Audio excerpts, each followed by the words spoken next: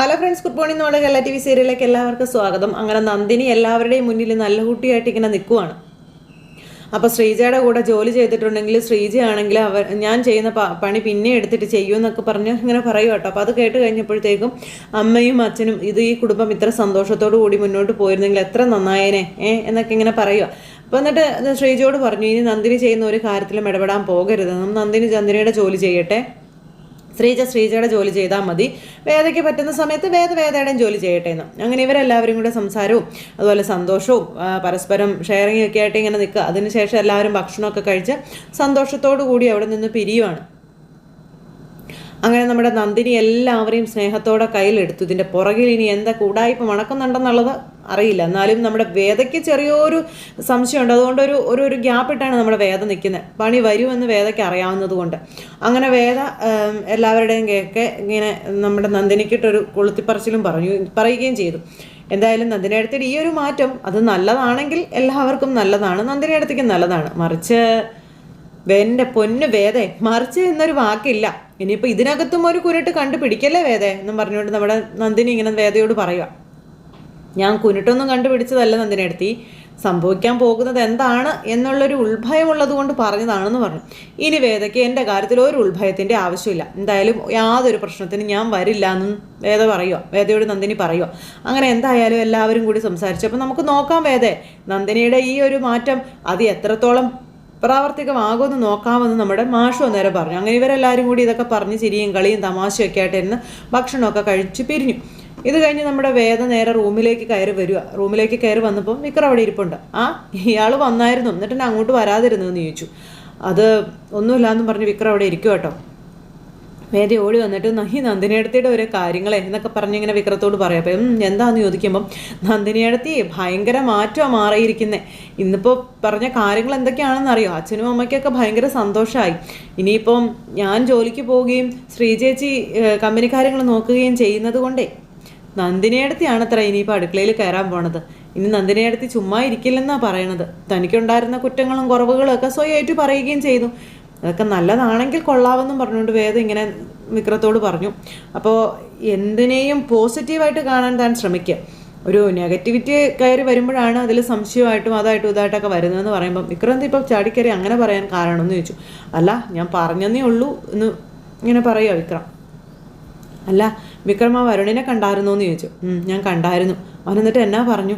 അവന് എന്തെങ്കിലും മാറ്റമുള്ളതായിട്ട് ഫീൽ ചെയ്തോ, അതോ ദീപ്തിയോട് അവൻ കാണിക്കുന്ന സ്നേഹം ഉടായ്പായിട്ട് തന്നെയാണ് വിക്രത്തിന് ഫീൽ ചെയ്തതെന്ന് ചോദിക്കുമ്പം അവനോട് സംസാരിച്ചതിന് ശേഷം ദീപ്തിയോടുള്ള അവൻ്റെ സ്നേഹം ഉടായ്പായിട്ട് എനിക്ക് തോന്നിയില്ല എന്ന് വിക്രം പറഞ്ഞു. അവളോട് അവനുള്ളത് ആത്മാർത്ഥമായ സ്നേഹം തന്നെയാണ്. ആ ഒരു സ്നേഹം ചുമ്മാതങ്ങ് പൊട്ടിമുളച്ചതൊന്നുമല്ല. മരണത്തിലേക്ക് പോയ അവനെ ജീവിതത്തിലേക്ക് മടക്കി കൊണ്ടുവന്ന ഒരു പെൺകുട്ടിയോടുള്ള അവൻ്റെ ഒരു ആത്മസംതൃപ്തിയോട് കൂടിയുള്ള ഒരു സ്നേഹമാണിത്.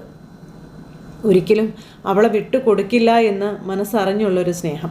അങ്ങനെ വരുൺ എന്തൊക്കെയാണോ വിക്രത്തോട് പറഞ്ഞത് അതെല്ലാം വിക്രം വേദയോട് പറയും. അപ്പോൾ ഇതൊക്കെ കേട്ടപ്പോൾ അവനെ നമുക്ക് വിശ്വസിക്കാൻ കഴിയുമെന്നാണോ വിക്രം പറയുന്നതെന്ന് ചോദിച്ചു. അങ്ങനെയൊന്നും ഞാൻ പറഞ്ഞില്ലല്ലോ. പിന്നെ അവനോട് സംസാരിച്ചു കഴിഞ്ഞപ്പോൾ അവൻ ജെനുവിനാണെന്ന് എനിക്ക് തോന്നി. ചെയ്തു പോയ തെറ്റുകളിൽ പശ്ചാത്താപമുള്ള ഒരു വ്യക്തിയാണെന്ന് എനിക്ക് തോന്നി. അതേ ഞാൻ നിന്നോട് പറഞ്ഞുള്ളൂ എന്ന് വിക്രം പറയുക. പിന്നെ നമ്മളെല്ലാവരെയും ഒരേ നാണയത്തിൻ്റെ വശങ്ങളായി കണ്ടു കഴിഞ്ഞാൽ അത് ശരിയാവില്ല. നാണയത്തിനും രണ്ട് വശങ്ങളുണ്ടല്ലോ വിക്രം എന്ന് പറഞ്ഞപ്പോൾ അതൊക്കെ ശരിയായ കാര്യങ്ങളാണ്. പക്ഷേ അവൻ എന്നോട് കുറച്ച് കാര്യങ്ങളൊക്കെ ഇങ്ങോട്ട് പറഞ്ഞു. അതൊക്കെ കേട്ട് കഴിഞ്ഞപ്പോൾ അവൻ പറഞ്ഞതിൽ ശരിയുണ്ടെന്ന് എനിക്ക് തോന്നിയെന്നും പറഞ്ഞ കാര്യങ്ങളൊക്കെ പറയുക. അപ്പോൾ അവനെ നമുക്ക് വിശ്വസിക്കാമെന്നാണോ പറയുന്നത് വിക്രം എന്ന് ചോദിച്ചു. എന്നൊന്നും ഞാൻ പറഞ്ഞില്ല. അവനുമായി സംസാരിച്ചതിന് ശേഷം എനിക്ക് തോന്നിയ ചില കാര്യങ്ങൾ മാത്രമാണ് ഞാൻ പറഞ്ഞത് എന്ന് പറയുക. ഇനി ബാക്കിയൊക്കെ എന്താണെന്ന് വെച്ചാൽ തനിക്ക് ചെയ്യാം എന്ന് പറഞ്ഞ് വിക്രം ഇങ്ങനെ വേദയെ സമാധാനിപ്പിക്കുന്നു. അപ്പോൾ ഈ നേരിട്ട് നടന്ന കാര്യങ്ങളെപ്പറ്റി, അതായത് ചക്രപാണി സാറിൻ്റെ കയ്യിൽ നിന്നും വേദം മേടിച്ച പേപ്പറിനെ പറ്റിയും അതുപോലെ തന്നെ ശ്രീനിവാസൻ്റെ ആ ഒരു മറുപടി കത്തിനെ പറ്റിയൊക്കെയുള്ള കാര്യങ്ങൾ വേദ ഇങ്ങനെ വിക്രത്തോട് പറയുക. അപ്പോൾ വേദയോട് വിക്രം തന്നോട് ഞാൻ പറഞ്ഞത് ഈ ഒരു ആവശ്യത്തിന് വേണ്ടി പോകരുതെന്നാണ്. നീ എന്നോടൊരാവശ്യം പറഞ്ഞപ്പോൾ 2 കൈയും നീട്ടി സ്വീകരിച്ച് ഞാനത് വളരെ മാന്യമായി കൈകാര്യം ചെയ്തു. അതിൻ്റെ കാര്യങ്ങൾ നിന്നോട് വന്ന് പറയുകയും ചെയ്തു. ഞാൻ പറയുന്ന ഒരു കാര്യം എന്തുകൊണ്ടാണ് നിനക്ക് മനസ്സിലാകാത്തതെന്ന് ചോദിക്കുമ്പോൾ വിക്രം അതുമാത്രം പറയരുതെന്ന് വേദ പറയുകയും ചെയ്തു കേട്ടോ. കാരണം ഞാൻ എന്താണ് പറയുന്നതെന്നും വിക്രം എന്തിനു വേണ്ടിയാണ് പോയി ചോദിച്ചതെന്നും നമുക്ക് 2 പേർക്കും അറിയാവുന്ന കാര്യമല്ലേ വിക്രം. അപ്പം പിന്നെ വിക്രം എന്തിനാ ഇങ്ങനെ എഴുതാപ്പുറം വായിക്കുന്നതെന്ന് വേദ ചോദിക്കുക. അയാളുടെ മനസ്സിൽ ഒളിഞ്ഞു കിടക്കുന്ന ആ ദുഷ്ടനെ പുറത്തു കൊണ്ടുവരാനല്ലേ ഞാൻ ശ്രമിക്കുന്നത് ചോദിക്കുമ്പോൾ എത്രയൊക്കെ ഞാൻ നിന്നോട് പറഞ്ഞാലും നീ അത് കേൾക്കില്ല എന്ന് എനിക്കറിയാം. അതുകൊണ്ട് തന്നെ നിനക്ക് നിൻ്റെ വഴി പോ എന്ന് പറയാനേ എനിക്ക് പറ്റുള്ളൂ. അല്ലാതെ ഇനി ഞാൻ നിന്നെ തിരുത്താനോ ശാസിക്കാനോ ഒന്നിനും വരില്ല എന്ന് പറയും. എന്ത് തന്നെയാണെങ്കിലും അതിൻ്റെ ഭവിഷ്യത്ത് വരും വഴി അനുഭവിക്കുക എന്നുള്ളതല്ലാതെ ഇതിന് വേറെ ഇതൊന്നുമില്ല എന്നും പറയും. അപ്പോൾ അങ്ങനെ അതെല്ലാം പറഞ്ഞ് ഇവർ തമ്മിൽ സംസാരിച്ചു. അങ്ങനെ സംസാരവും കാര്യങ്ങളെല്ലാം കഴിഞ്ഞ് വിക്രം അങ്ങ് പോവുകയും ചെയ്തു. വേദ എന്നേരം സങ്കടപ്പെട്ട് അവിടെ ഇരിക്കുക. ഇതേ സമയത്ത് വാസുവൻ തൻ്റെ മകനെ കാണാനായിട്ട് മുറിയിലേക്ക് ചെന്നു. വാസുവൻ മകനെ കാണാൻ മുറിയിലേക്ക് ചെന്നപ്പോൾ മകൻ ഇങ്ങനെ സങ്കടപ്പെട്ടിരിക്കുക. അപ്പോൾ അച്ഛനെ കണ്ടപ്പോൾ മകൻ പതുക്കെ എഴുന്നേറ്റു. വേണ്ട വേണ്ട ഇരുന്നോളാൻ പറഞ്ഞു. ഞാൻ ഇന്ന് വന്നു കഴിഞ്ഞപ്പോൾ അമ്മ എന്നോട് കുറച്ച് കാര്യങ്ങളൊക്കെ പറഞ്ഞെന്ന് പറഞ്ഞു. മോന് സുഖമല്ലേ? കുഴപ്പമൊന്നുമില്ലല്ലോ? എല്ലാം ഓക്കെ അല്ലേ എന്ന് ചോദിച്ചു. അതെ അച്ഛാ, എനിക്ക് പ്രശ്നങ്ങളും കാര്യങ്ങളൊന്നുമില്ല, ഞാൻ ഓക്കെ ആണെന്ന് പറഞ്ഞു. അന്നേരം അമ്മ പറഞ്ഞ കാര്യങ്ങളിൽ എത്രത്തോളം സത്യമുണ്ട് എന്നെനിക്കറിയണം. മാത്രമല്ല നീ ആ പെൺകുട്ടിയെ സ്നേഹിക്കുന്നത് ആത്മാർത്ഥമായിട്ടാണോ അതോ അതിലെന്തെങ്കിലും ചതി ഒളിഞ്ഞു കിടപ്പുണ്ടോ? ഇതൊക്കെ എനിക്കറിയണം. അതിന് ശേഷം വേണം എനിക്ക് നിൻ്റെ കാര്യത്തിലൊരു തീരുമാനം എടുക്കാൻ എന്ന് വരുണിനോട് അച്ഛൻ പറയുക. പറ, ഉള്ള സത്യം നീ എന്നോട് പറ. നീ ആ പെൺകുട്ടിയെ നിൻ്റെ പരിധിയിൽ കൊണ്ടുവന്ന് വിക്രത്തിനോടും വിക്രത്തിൻ്റെ ഭാര്യയോടും പകരം വീട്ടാൻ തന്നെയല്ലേ ശ്രമിക്കുന്നത്? അല്ലാതെ ആത്മാർത്ഥമായിട്ടൊരു പ്രണയമാണോ നിനക്ക് അവളോടുള്ളത് എന്നിങ്ങനെ അച്ഛൻ മോനോട് ചോദിക്കുമ്പോൾ മോനൊന്നും മിണ്ടാതെ ഇങ്ങനെ ഇരിക്കും കേട്ടോ. ഒന്നും മിണ്ടുന്നില്ല. അപ്പം അങ്ങനെ മിണ്ടാതിരിക്കുന്ന സമയത്ത് നീ കാര്യം പറയടാ എന്ന് പറഞ്ഞപ്പോഴത്തേക്കും അച്ഛന് ഞാൻ എന്ത് ചെയ്യാൻ തുടങ്ങുന്നു എന്നുള്ളതാണ് തോന്നുന്നതെന്ന് ചോദിച്ചു. എൻ്റെ മനസ്സിലെ ഉദ്ദേശം എന്താണെന്നാണ് അച്ഛന് തോന്നുന്നത് എന്ന് വരുൺ അച്ഛനോട് ചോദിക്കുമ്പോൾ എൻ്റെ മനസ്സ് പറയുന്നത് നീ അവരോട് പ്രതികാരം ചെയ്യാൻ വേണ്ടി തന്നെയാണ് എന്നുള്ളതാണ്. അതെയോ ഇനി ആ പെണ്ണിനെ വെച്ച് വിക്രവും വേദയും നിന്നോട് പ്രതികാരം ചെയ്യാൻ ശ്രമിക്കുന്നതാണോ? ഈ 2 സംശയവും എൻ്റെ ഉള്ളിലുണ്ടെന്ന് പറയുമ്പം ആ ഒരു സംശയം അച്ഛൻ എന്തായാലും വേണ്ട എന്ന് വരുൺ പറഞ്ഞു. ഒരിക്കലും ദീപ്തിയെ വെച്ച് അവരാരും എന്നെ ബ്ലാക്ക്മെയിൽ ചെയ്യാനോ അല്ലെങ്കിൽ എന്നെ ഉപദ്രവിക്കാനോ എന്നെ അവസാനിപ്പിക്കാനോ തീരുമാനിച്ചു വന്നവരല്ല. അവർക്കാർക്കും ഈ ഒരു ബന്ധത്തിനോട് താല്പര്യവും ഇല്ല.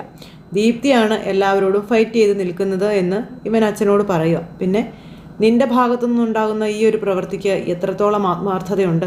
ഇത് സത്യസന്ധമായി നീ ആത്മാർത്ഥമായി ആഗ്രഹിച്ച ഒരു കാര്യമാണെങ്കിൽ അച്ഛൻ നിൻ്റെ കൂടെ ഉണ്ടാകും, എല്ലാ കാര്യങ്ങളും അച്ഛൻ തന്നെ നോക്കും എന്നൊക്കെ ഇങ്ങനെ ഇയാൾ പറയുക. പക്ഷേ എനിക്ക് നിൻ്റെ ഉള്ളിലുള്ള രഹസ്യം എന്താണെന്ന് അറിയണം.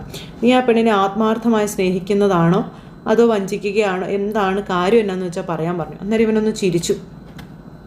ഇവൻ ചിരിച്ചിട്ട് അതൊക്കെ ഞാൻ അച്ഛനോട് വഴിയേ പറയാം എന്ന് പറഞ്ഞു. അത് കേട്ടപ്പം അതെന്താ വഴിയേ പറയാമെന്ന് ഇപ്പം നിനക്ക് പറയാൻ പറ്റില്ലെന്ന് ചോദിക്കുമ്പോൾ ഇപ്പം അതിനൊരു യഥാർത്ഥ മുഖം എൻ്റെ അച്ഛന് തരാൻ എനിക്ക് കഴിയില്ല എന്നും അതിന് പറ്റിയ സമയം വരുമ്പോൾ ഞാനത് പറയാമെന്ന് പറഞ്ഞ് നൈസായിട്ട് അച്ഛനെ ഒഴിവാക്കുക കേട്ടോ.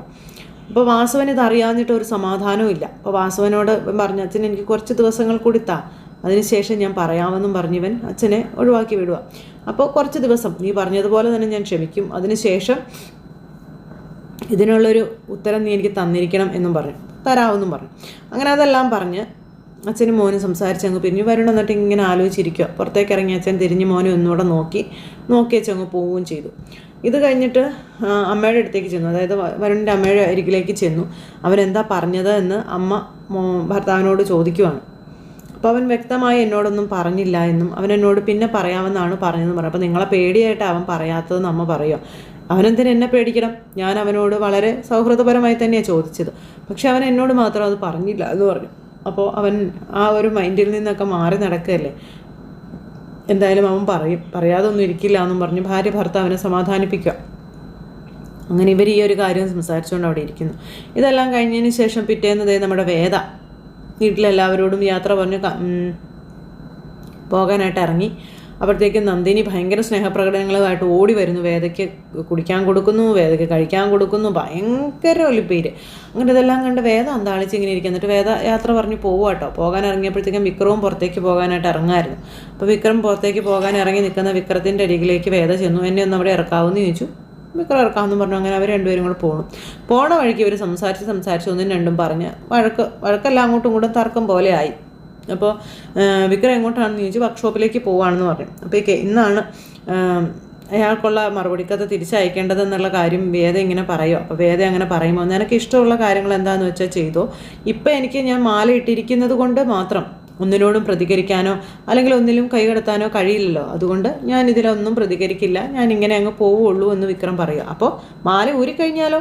മാല ഊരിക്കഴിഞ്ഞിട്ടുണ്ടെങ്കിൽ എന്തായിരിക്കും? നിങ്ങളുടെ ജീവിതത്തിൽ നിന്ന് ഞാൻ ഒഴിഞ്ഞു പോകണോ? അതാണോ നിങ്ങൾ ഉദ്ദേശിക്കുന്നതെന്ന് വേദ വിക്രത്തോട് ചോദിക്കാം. അപ്പോൾ വിക്രം ഇങ്ങനെ വേദ ഇങ്ങനെ ഒന്ന് നോക്കി. നിങ്ങളുടെ മനസ്സിൽ അത് തന്നെയാണെന്ന് എനിക്ക് അറിയാമെന്നും പറഞ്ഞു വേദ വിക്രത്തോട് ചുമ്മാ തട്ടിക്കയറുന്ന രീതിയിൽ സംസാരിക്കുകയാണ്. അപ്പം മാല ഊരുന്നത് വരെ ഉള്ളൂ ഞാൻ നിങ്ങളുടെ ജീവിതത്തിൽ, എന്നാണോ നിങ്ങൾ കരുതി വെച്ചിരിക്കുന്നതെന്നൊക്കെ വേദ വിക്രത്തോട് ചോദിച്ച് വിക്രത്തെ ചോദ്യങ്ങൾ കൊണ്ട് ശ്വാസം മുട്ടിക്കുന്നിടത്ത് ഇന്നത്തെ നമ്മുടെ കഥ, വരാനിരിക്കുന്ന നമ്മുടെ കഥ അവസാനിച്ചു. അപ്പോൾ എല്ലാവരും കാത്തിരുന്ന് കാണണം കേട്ടോ. എല്ലാവർക്കും നല്ലൊരു ദിവസം ആശംസിക്കുകയാണേ. എല്ലാവരും തരുന്ന സപ്പോർട്ടിനും സ്നേഹത്തിനും ഒത്തിരി നന്ദി അറിയിക്കുന്നു. അടുത്ത സൂപ്പർ ഹിറ്റ് കഥമേ കാണുന്നത് വരെ എല്ലാവർക്കും നന്ദിയും. See again, take care, bye bye, Tata.